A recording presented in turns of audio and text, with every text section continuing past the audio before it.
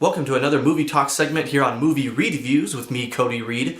Now this is part 2 of 2. The first video I had recently was my surprises and disappointments for 2015, but now I'm going to talk about what I really thought were the best and worst films that I saw personally throughout the year. It might differ from what you had, but these are the movies that I really thought were great or really sucked or were crappy.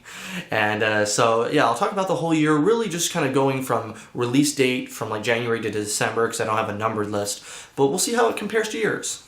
Starting with my worst list near the beginning of the year, I was really anticipating this one, well at least a little bit. Taken 3, I was like maybe it will return to form and be more like Taken rather than Taken 2.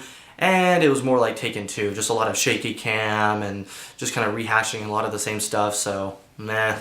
A little bit after that, you had Jupiter Ascending, which it did have some redeeming qualities in the movie, like some of the effects and some of the thoughts that they had were great, but then I just didn't feel that they executed it well, and the story was all over that place, and it was just kind of hard to follow at times, and like you didn't really care about a lot of the characters, and I just thought overall it was just nah.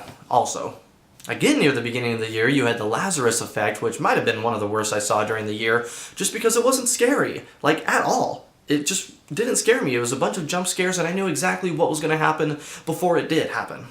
This year we also had Paul Blart 2 Mall Cop, or Paul Blart Mall Cop 2, whatever. It's basically the first movie, but not as good. At least the first movie had some heartwarming and, heartwarming moments with the family and him trying to be this great security guard, but the second movie just did away with all of that and they kind of made him like a jerk at times.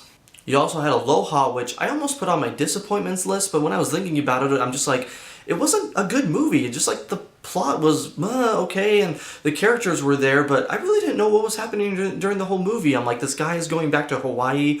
Is he trying to reconnect with his old love or meet with this other person? And I didn't believe any of the chemistry in the movie, so I didn't really care for it at all. The next to last one on my list is Pixels, which was trying to bring in new kids to love Pac-Man and Donkey Kong, but also giving nostalgia to the adults who grew up with those games. And I don't think it hit either audience. It was the recent Adam Sandler humor, which wasn't that funny. So overall, I mean, there were a few laughs, but I just found it completely to be just like, I don't like this movie at all. The last one on this list is Fantastic Four. Looking at the trailers, I thought, wow, this is going to be definitely better than those old Fantastic Fours from like mid-2000s. They made 2 of them, and it was pretty much on the same level, just a different tone. Instead of really campy, they tried to be like overly serious, which worked at times like the first half of the movie. I'm talking about the last half of the movie where it just went off the rails, and it seemed like the studio got way too involved in the movie, and it just destroyed everything they set up. Alright, let's talk about the best movies to me for 2015, one of which would be Inside Out, maybe one of the best of the year. It was just a great return to form for Pixar. It had great characters, the emotions that you could really just relate to because everyone deals with this and like, oh, what's going on in my head? It was really clever, the way that everything was set up, and you got to visit all these different lands, so I highly enjoyed that one. Another one that barely made my best list is Ant-Man.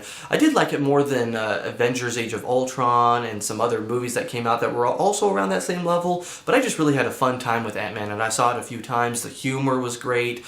Even though it had some similarities to Iron Man, I just felt that everything was set up so well with like the characters. You enjoyed a lot of them. Michael Peña's character was just hilarious in the movie, and I'd easily go see that a couple more times. Another best movie for me, also one of my favorites, because there could be a difference, but one of my best and favorite movies was Mission Impossible 5 Rogue Nation. I got to see it even early, which excited me even more, like when I got to go to one of the really early screenings for it, but it also didn't hinder my enjoyment of the movie. When I left, I was like, this really is such a great movie. The story was fantastic, because you're not sure who Isla would be able to, persuade whether she was good or bad, and then you have Tom Cruise just performing tons of stunts. There were so many different set pieces in that movie that it was such a wild ride.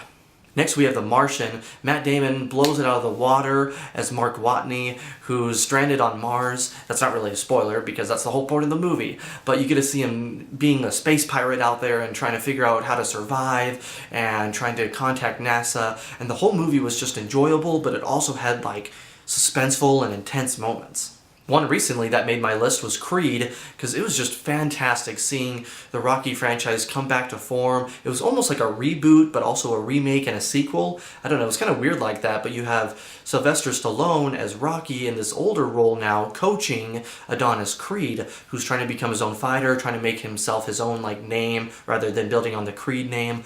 I love the fights, especially the one-take fight that happened in the middle, and easily just one of my most enjoyable theater experience moments.